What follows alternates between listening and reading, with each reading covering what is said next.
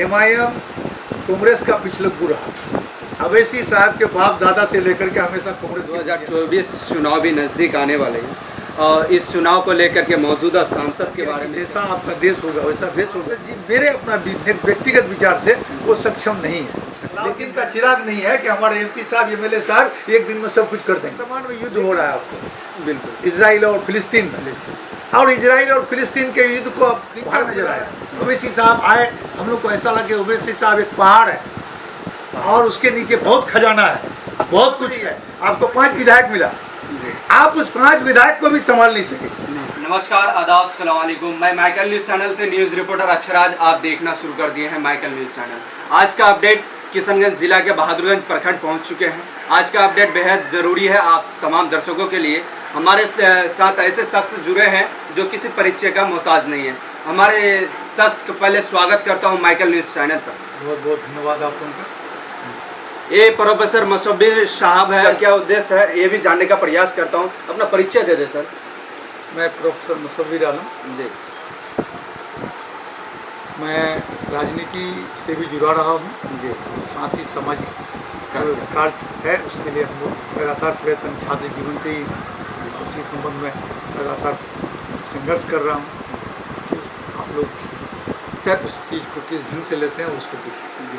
अभी किशनगंज ज़िला में दलाली माने तो बेहद हद से ज़्यादा बढ़ चुकी है, इसके बारे में कुछ खुलासा करें, क्योंकि आए दिन ऐसे दलालियों को काबू करने के लिए कुछ ना कुछ तो उपाय करना पड़ेगा। सीमांचल का जो बदहाली है ये सुधर नहीं सकता है, इसके ऊपर क्या कुछ आप टिप्पणी करते हैं? देखिए, सीमांचल का दुर्भाग्य है जी। आप लोगों को ये जानकर बहुत ही मैंने आश्चर्य होगा कि सीमांचल का ये क्षेत्र अंग्रेज के ज़माने से लेके मैंने मुगल काल से लेके राजस्व उगाई में सबसे आगे रहा है। और आज के दिन में भी बिहार में सबसे ज़्यादा राजस्व यदि आता है भूमि से तो वो किशनगंज जिला या सीमांचल है। लेकिन फिर भी इसकी दिशा और दशा बहुत ही दयनीय है। इसके लिए ये जो हमारा समाज है, देखिए आपका नेता कौन कहाँ से होगा, इसी समाज से ना। जी बिल्कुल। तो समाज जैसा रहेगा नेता भी वैसा होगा। दुर्भाग्य ये रहा कि इस समाज में ये इलाका पिछड़ा होने, सामाजिक आर्थिक दृष्टि से पिछड़ा होने के कारण यहाँ शुरू से ही राजनीति में अच्छे लोगों का या कमजोर लोगों का वर्चस्व नहीं रहा। जो लोग समाज में थोड़ा और लोगों से कर्मठ हुए, चाहे वो क्रिमिनल के रूप में हो, चाहे थोड़ा आर्थिक रूप से संपन्न हो, ऐसी लोगों का कहीं ना कहीं कब्जा रहा, जिसके चलते घरचे आप जब इतिहास उलाटिएगा तो आज़ादी की लड़ाई में भी इस क्षेत्र का, जैसे जहान अली मस्तान साहब हो, शराफत अली मस्तान साहब हुए, या हमारे जो पहले MP थे, आप लोग को चकित हो जाइएगा कि हमारा जो पहले MP थे मोहम्मद ताहिर साहब, एडवोकेट थे, वो समझे, वो सिर्फ हमारे MP नहीं थे बल्कि आज का जो संविधान बना है हमारा, उस संविधान सभा के एक सक्रिय सदस्य भी थे। और भारत के संविधान के निर्माण में हमारा भी योगदान रहा है। मेरा MP का रहा तो मेरा रहा ना भाई। जी बिल्कुल। तो हम जब किसी क्षेत्र में पीछे रहे, लेकिन आज आज़ादी के 75 वर्ष बीत जाने के बाद भी आज हमारी दिशा और दशा जस की तस है। इसमें मैं तो कहूँगा, मेरे व्यक्तिगत राय है कि जैसा देश वैसा बेश। कहीं ना कहीं हमारा समाज और हम लोग दोषी हैं, या जिन लोगों को मौका मिला, एकाध प्रतिनिधि को छोड़कर, इक्के दुक्के को छोड़कर, सभी प्रतिनिधियों को जिनको मौका मिला या नेतृत्व करने का या प्रतिनिधित्व करने का, वह सिर्फ रूटीन वर्क किया, खाओ पिकाओ मामला किया और अपने टर्म को पूरा किया। और लोग भी यहाँ हमेशा कभी धनबल के आधार पर, कभी जात पात के आधार पर, कभी हिंदू मुसलमान के नाम पर, कभी क्षेत्र के नाम पर वोट देने का काम किया, और जिसका परिणाम है कि इलाके में आज 75 साल बीत जाने के बाद भी हमारे इस बिरादरी से, हमारे इस स्थानीयता से कोई नेता राष्ट्रीय स्तर पर या प्रदेश स्तर पर उतर कर नहीं आया। सर, ऐसे मामलों को देखते हुए हमारे सीमांचल आगे बढ़ने का कुछ तरीका सुझाव दे कि आगे बढ़ सके। देखिए, उम्मीद एक ऐसी चीज़ है जो कभी ख़त्म नहीं होनी चाहिए। खास करके हम युवाओं से कहूँगा कि हमको ऐसा लग रहा है कि हमारे युवा अब जागरूक हो रहे हैं और शिक्षा का भी प्रचार प्रसार पहले के बनिस्बत हुआ है। गर्चे वो पूरा नहीं है, लेकिन अभी शिक्षित भी हमारे लोग हुए हैं। लेकिन उसको दिशा और दशा देने वाला कोई प्रतिनिधि अब तक मेरे बीच नहीं हुआ। बीच में एक दो आदमी आए जो भी चले गए, स्वर्गवास हो गए, वो चले गए। तो ऐसे स्थिति में यहाँ के युवाओं की जिम्मेदारी बनती है, खासकर स्थानीय युवाओं की, चाहे वो हिंदू कम्युनिटी से हो या मुस्लिम कम्युनिटी से हो, उसको आगे बढ़ना होगा और आगे बढ़ के आपको समाज के लिए हित में काम करना होगा, चाहे शिक्षा के क्षेत्र में हो, चाहे राजनीति के क्षेत्र में हो। लेकिन आज क्या है कि बेरोजगारी का ये आलम है कि हमारे यहाँ न कोई कल कारखाना न है, न खेती के लिए जो उचित सुविधा होनी चाहिए, खाद बीज पानी, उसका भी सुविधा नहीं है। आज जो हमारी मैसियत टिकी हुई है, हमारा जो आर्थिक स्थिति जो हम लोग अपना पालन पोषण कर रहे हैं, तो वो मुख्य रूप से यहाँ के गरीब परिवार के बच्चे, मध्य वर्ग के परिचय, जो कल किसान थे, जिसको कभी 100 बीघा 50 बीघा ज़मीन था, उसकी ज़मीनें ख़त्म हो गई, उनके बच्चे पढ़ाई वढ़ाई छोड़ के अब चले गए हैं दूसरे जगह। हिंदुस्तान के बड़े बड़े कलकत्ता, मद्रास, हैदराबाद, दिल्ली, हरियाणा, ऐसे जगहों में जाके जो पैसा वो कमा के भेजते हैं, उसी से हमारे परिवारों का लालन पोषण हो रहा है। यहाँ कोई उपाय नहीं है। 2024 चुनाव भी नज़दीक आने वाले हैं और इस चुनाव को लेकर के मौजूदा सांसद के बारे में क्या टिप्पणी करेंगे? देखिए, आपको पहले ही मैं बता दिया कि जैसा आपका देश होगा वैसा भेष होगा। तो मौजूदा सांसद कोई अपने से सांसद नहीं बना, बिल्कुल यहाँ की जनता ने उसे वोट दिया। लेकिन जो आज का जो राजनीतिक माहौल है, राजनीतिक परिवेश है या वातावरण है, उसमें हमारे सांसद जी मेरे अपना व्यक्तिगत विचार से वो सक्षम नहीं है। लेकिन मैंने पहले कहा, मैं पहले भी कई इंटरव्यू में कह चुका हूँ या अपना ये बता चुका हूँ कि यहाँ कभी योग्यता या क्या कहता है वैल्यू या जो समझिए मैंने सलाहियत के बिना पर यहाँ नेता चुना नहीं जाता, यहाँ हालात पर नेता चुना जाता है। यहाँ हालात होता है कभी हिंदू के नाम पर, कभी मुसलमान के नाम पर, तो दवा करते हैं कि मतलब कभी पार्टी के नाम पर। तो मैं नहीं कह सकता, लेकिन आज का जो वातावरण है हमको भी ऐसा महसूस होता है, क्योंकि मैं हमेशा राजनीति से जुड़ा हुआ रहा हूँ, फिर मैं एक शिक्षक भी रहा हूँ और हमारे विद्यार्थी आते ही रहते हैं हमारे पास, वो उससे कहीं ना कहीं उससे खुश नहीं, उनके अंदर कमी कुछ नहीं है। कमी ये है कि नेता को जनता से जुड़ा रहना चाहिए, जनता के दुख और सुख से समस्या ये कोई अलाउद्दीन का चिराग नहीं है कि हमारे एमपी साहब, एमएलए साहब एक दिन में सब कुछ कर देंगे। लेकिन उनको प्रयास करना चाहिए, जनता को ये महसूस होना चाहिए कि हमारा जो नेता है, हमारा जो प्रतिनिधि है, हमारे लिए कुछ कर रहा है, कुछ प्रयास कर रहा है। लेकिन इनका जो कार्यकलाप रहा, इनका मिलने जुलने का, क्षेत्र भ्रमण का, अभी तो घूम भी रहे हैं वो जी बिल्कुल, लेकिन पिछले 3-4 साल में वो पब्लिक से डिस्कनेक्ट रहा। अगर आते और जो है अब तो करना ही पड़ेगा। तो इसमें हम कह सकते हैं कि आज के वातावरण में फिर उससे कोई अच्छा सक्षम मिल जाए तभी ना आप कीजिएगा, फिर तो हमारे बीच से आएगा। यहाँ पर आज देश की स्थिति भी खराब है, परिस्थिति खराब है।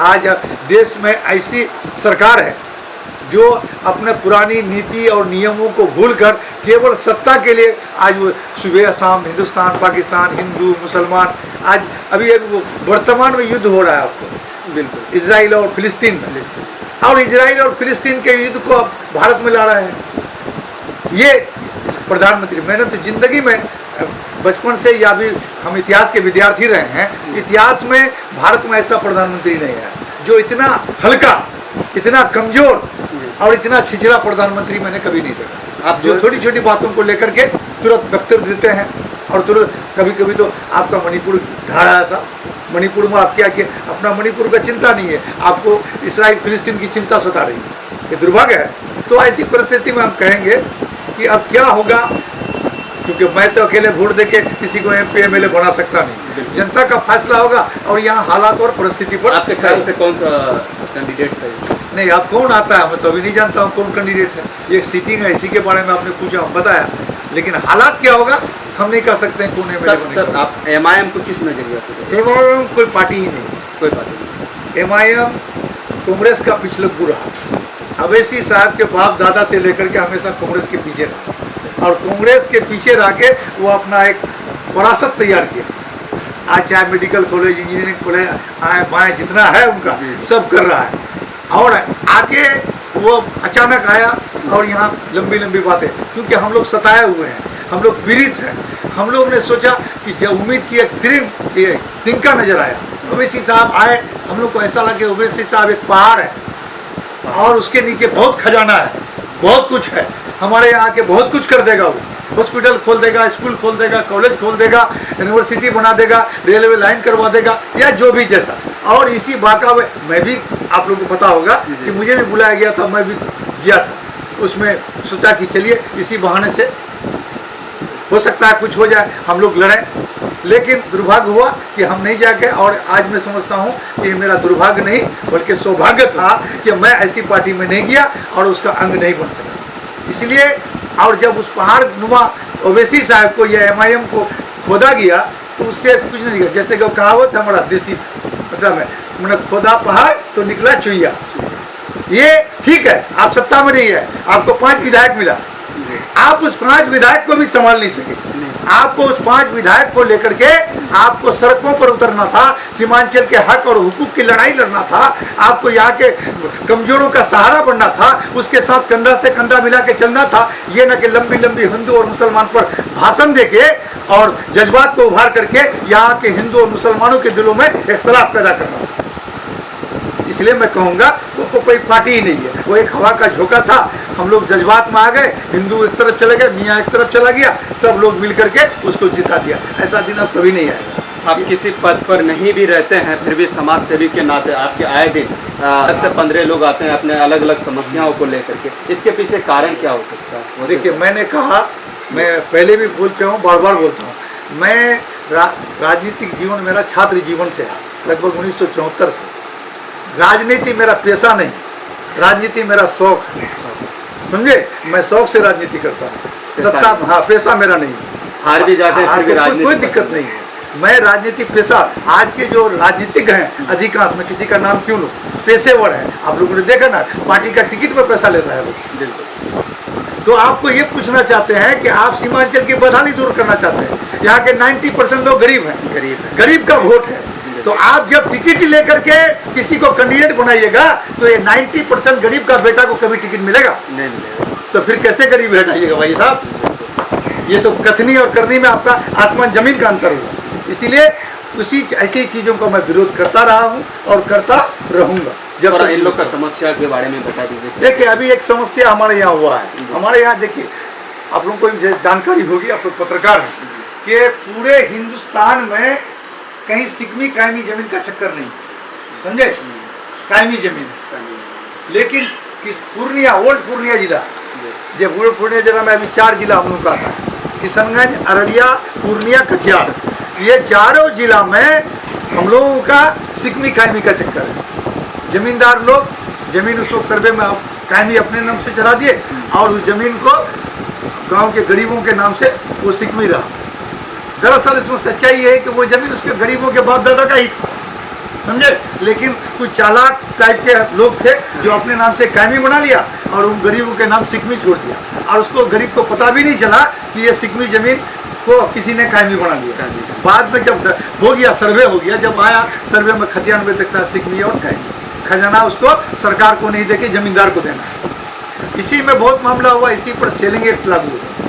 सेलिंग एक्ट लागू हुआ तो जमींदार को परेशानी हुई तो वो अपना जमीन तो सेलिंग में छोड़ता नहीं, वो सिकमी जमीन वाला जो कायमीदार था वो उसको वो सरकार को सरेंडर कर दिया। तो सरकार ने भी एक पॉलिसी अच्छा बनाया कि जिसके नाम से सिकमी है उसी के नाम से कायमी कर दो, लाल कार्ड दे दो। लेकिन ऑफिसर्स और हमारे कुछ बिचौलियों के मिली भगत से उस सिकमीदार के नाम से वो लाल कार्ड नहीं मिलके कुछ अन्य लोगों के नाम से लाल कार्ड मिल गया, जो अभी एक समस्या बन गया। अभी हाल ही में नटुआपाड़ा हमारा पंचायत है, वही भोपला में कुछ समस्या है। बाप दादा परदादा के जमीन से रहते आया है, आज उस जमीन को नाम से इन लोगों को पता चला है कि लाल कार्ड निकल गया। अब वहाँ जाएगा तो समस्या तो होगा।